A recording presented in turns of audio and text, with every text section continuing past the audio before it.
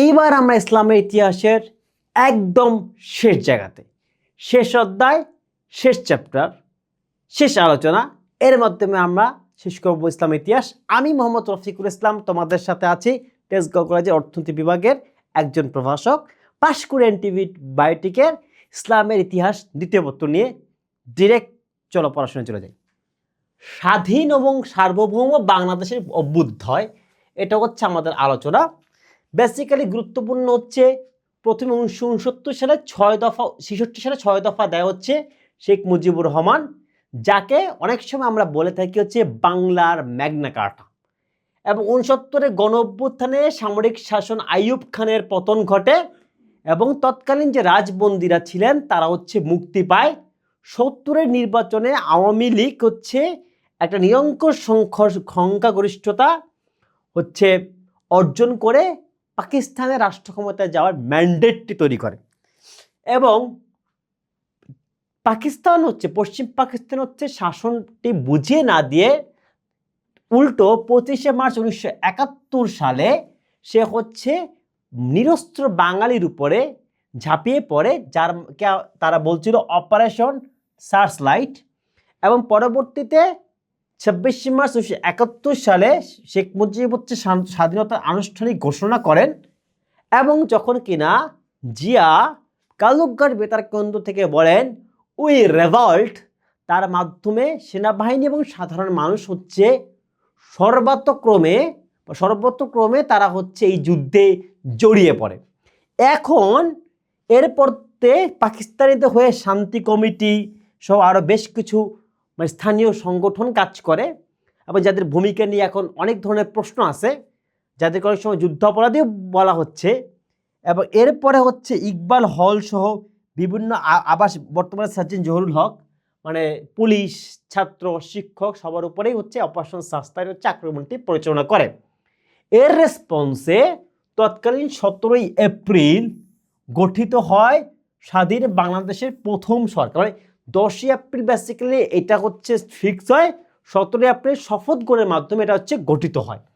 এবং এই যুদ্ধটা পরিচালনা করার জন্য সম্পূর্ণ বাংলাদেশকে 11টি সেক্টরে ভাগ করা হয়, যার সর্বাধিনায়ক ছিলেন এম.এ.জি. ওসমানী। এবং পরবর্তীতে 23শে নভেম্বর 1971 সালে দুই পক্ষ মানে ভারত বাংলাদেশ একত্রিত হয়ে এই যুদ্ধ পরিচালনা করার জন্য তৈরি করে বাংলাদেশ ভারত যৌথ কমান্ড। এবং 16ই ডিসেম্বর 1971 সালে জেনারেল নিয়াজি তৎকালীন রেসকোর্স ময়দানে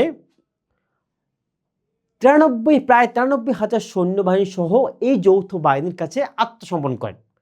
তো এর মাধ্যমে আমাদের নতুন যে দেশ, যেটি আগে ছিল পূর্ব পাকিস্তান, সেটি হয়ে যায় বাংলাদেশ। এখন আমরা একটু দেখি এই চ্যাপ্টারটি আরও বিস্তারিতভাবে আমরা ইতিহাস দ্বিতীয় পত্রে আলোচনা করা হয়েছে, তোমরা চাইলে সেটাও দেখে নিতে পারো। এখন আমরা চলে যাই, কোথায় যাব? এখন আমরা চলে যাব এখান থেকে কোন কোন এমসিকিউগুলো আমাদের সামনের পরীক্ষায় আসতে পারে। Let's go for that.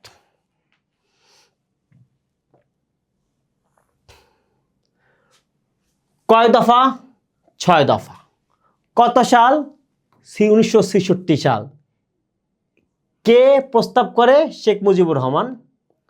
গণঅভ্যুত্থান কত সালে? 69 সালে। কার পতন হয়? সামরিক শাসক আইয়ুব খানের। কারা মুক্তি পায়? রাজবন্দীরা মুক্তি পায়। কত নির্বাচন? 70 নির্বাচন। কি হয়? আওয়ামী লীগ সংখ্যাগরিষ্ঠতা লাভ করে। আচ্ছা, এরপরে যাই। এখান থেকে আমরা প্রায় 7-8টা এমসিকিউ দেখলাম। নাও আমরা চলে যাচ্ছি গণহত্যা। যে অপারেশন পরিচালনা করে তার নাম কি? Operation search light. কবে? 25শে মার্চ 1971। স্বাধীনতার ঘোষণা শেখ মুজিব কবে করেন? 26 মার্চ 1971। ফাইনালি সবাই ঝাঁপিয়ে পড়ে কখন? যখন মেজর জিয়া বলে ওঠেন উই রেভল্ট। আচ্ছা, এখন হচ্ছে কারা আক্রমণের শিকার হয়? ঢাকা বিশ্ববিদ্যালয়ের ছাত্র, শিক্ষক এবং সাধারণ জনতা। এরপর আমরা শেষ এমসিকিউ দেখি, মানে শেষ জায়গাতে এমসিকিউ দেখি। সরকারের নাম কি ছিল? মুজিবনগর। কবে শপথ গ্রহণের মাধ্যমে গঠিত হয়? 17 এপ্রিল 1971। এই সরকার কোন সরকার? স্বাধীন বাংলাদেশের প্রথম সরকার। সেক্টর কয়টা? 11টা। সর্বাধিনায়ক কে? ওসমানী। কোন সেক্টরের নির্দিষ্ট সীমা ছিল না? 10 সেক্টর। কেন ছিল না? 9 সেক্টর। যৌথ কমান্ড কবে হয়? 23 নভেম্বর 71। কার কার মধ্যে? বাংলাদেশ ভারত। গুড। চূড়ান্ত বিজয় কে যে কবে হয়, যেটাকে আমরা বিজয় দিবস বলি, সেটা হচ্ছে 16 ডিসেম্বর 1971 সালে। তো এর মধ্য দিয়ে আমরা প্রথমত আলাপ করলাম সংক্ষেপে, আমাদের প্রয়োজনীয় এমসিকিউগুলো দেখে ফেললাম।